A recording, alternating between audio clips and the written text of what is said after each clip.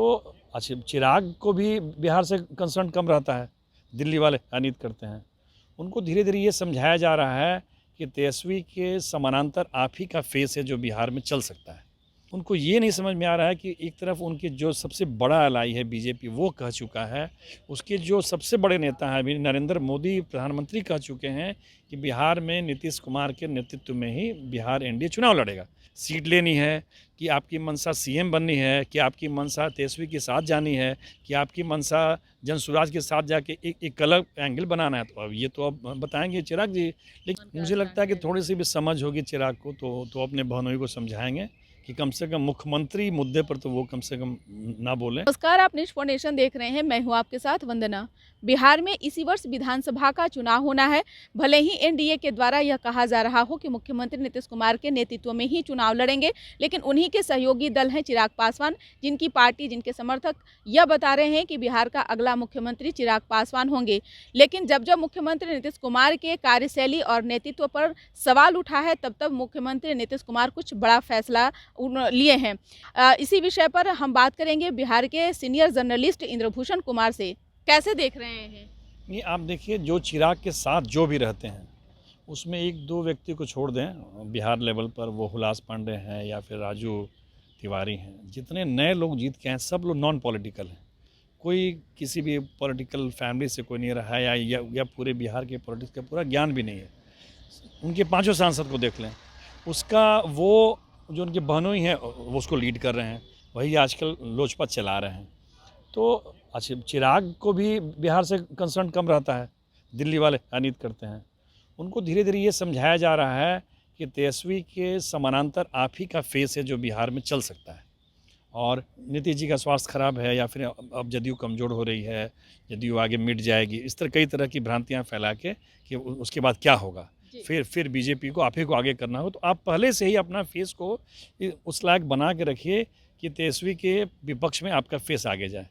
उनको ये नहीं समझ में आ रहा है कि एक तरफ उनके जो सबसे बड़ा एलाई है बीजेपी, वो कह चुका है, उसके जो सबसे बड़े नेता हैं अभी नरेंद्र मोदी प्रधानमंत्री कह चुके हैं कि बिहार में नीतीश कुमार के नेतृत्व में ही बिहार एनडीए चुनाव लड़ेगा। फिर आप उसको अब आप उस पर सवाल उठा रहे हैं, तो आप तो कहीं ना कहीं एनडीए के का जो जो मजबूत गठबंधन है, आप उसमें कहीं ना कहीं छेद कर रहे हैं, उसको कमजोर कर रहे हैं। अब इसके पीछे की आपकी मंशा सीट लेनी है, कि आपकी मंशा सीएम बननी है, कि आपकी मंशा तेजस्वी के साथ जानी है, कि आपकी मंशा जनसुराज के साथ जाके एक अलग एंगल बनाना है, तो अब ये तो अब बताएंगे चिराग जी। लेकिन ये उनके इस घोषणा से, उनके बहनोई के बार बार सीएम के रूप में बताने से एनडीए में कहीं ना कहीं दरार की माने दिखने लगी है। निश्चित तौर पे जिस तरह से प्रधानमंत्री नरेंद्र मोदी भी बिहार आए थे और सिर्फ जो उनका कार्यक्रम था, और उस कार्यक्रम में मुख्यमंत्री नीतीश कुमार का भी साथ में जैसे रोड शो करना था, मुख्यमंत्री को भी उसमें साथ आना था। जैसे राजभवन में जब वो ठहरे थे तो मुख्यमंत्री की मुलाकात बात जो है प्रधानमंत्री से होने वाली थी, हालांकि ऐसा कुछ नहीं देखा गया। दूसरी तरफ क्या लग रहा है कि ये चिराग पासवान का स्टैंड बिहार में एनडीए में भूचाल लाने वाला है? देखिए, अभी तो चुनाव में देरी है, 5-6 महीने, ऐसा नहीं लग रहा कि भूचाल आएगा। लेकिन तेजस्वी कहीं ना कहीं चिराग कहीं ना कहीं ये दबाव बना रहे हैं कि एनडीए की तरफ से मुझे बिहार का नेता बनाया जाए, फ्यूचर में घोषित किया जाए। उसको लेके एक पूरे अपने तरीके से कभी दिल्ली से, कभी पटना में, कभी कहीं अपने नेताओं से बुलवाते हैं कि नहीं भाई हम सीएम फेस हैं। अरे आप सीएम फेस, आप जो एक क्षेत्रीय दल, छोटा क्षेत्रीय दल जो आज तक कभी पूरे बिहार में 243 सीटों पर लड़ा भी नहीं हो, उसका नेता सीएम कैसे बनेगा? क्या कोई आप मधु कोड़ा थोड़े ही हैं कि गलती से उनको सीएम बना दिया गया?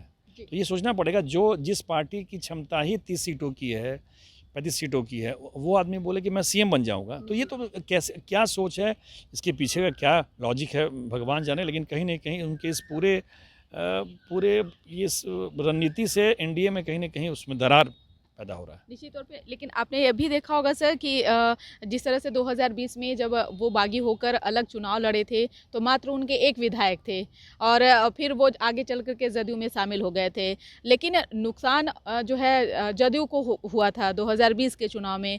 इस बार भी कुछ इसी तरह का जो है ट्रैक चिराग पासवान अपनाए हुए हैं। हालांकि आगे चल कर के किसका वो सहारा बनेंगे या किसका वो सहारा लेंगे, ये तो उन पर, उनकी राजनीति पर टिकी हुई है। लेकिन इस बार अगर वो किसी प्रकार की कुछ अलग या फिर सुर उनका बदला हुआ लगेगा, तो क्या उनका स्टैंड? हमको आप एक चीज़ बताइए, लोजपा का गठन 2002 के आसपास हुआ है। जी बिहार में 243 सीट है झारखंड बंटवारे के बाद, आधा हुआ 122, उसका आधा हुआ 60।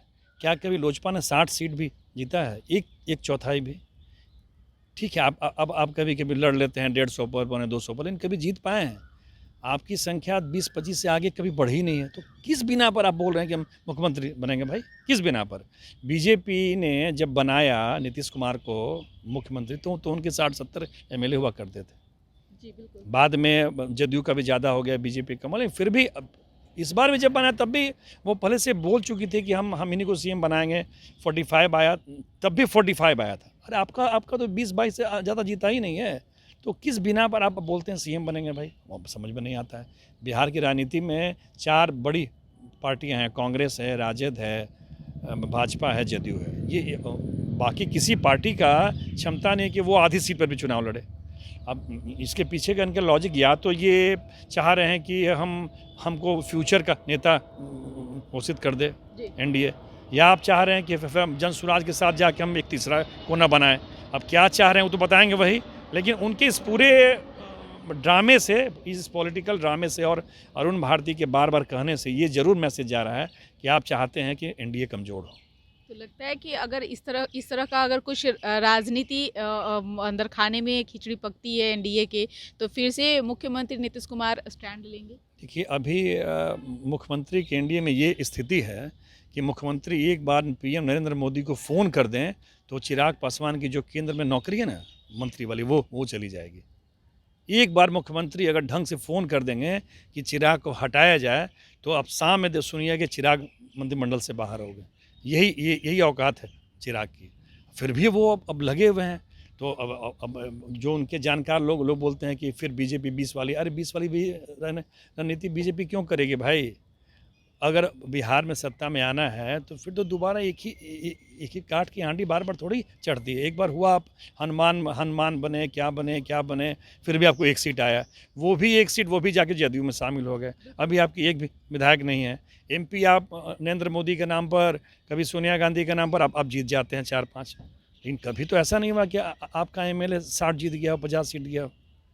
तो कैसे चिराग पासवान इसकी भरपाई कर पाएंगे? क्या लगता है, चिराग पासवान यूं ही वो किसी का बैसाखी बन करके चलेंगे, या फिर कुछ चिराग पासवान का? मुझे लगता है कि थोड़ी सी भी समझ होगी चिराग को तो अपने बहनोई को समझाएंगे कि कम से कम मुख्यमंत्री मुद्दे पर तो वो कम से कम ना बोलें। और मुझे लगता है कि वो इसके पीछे उनका लॉजिक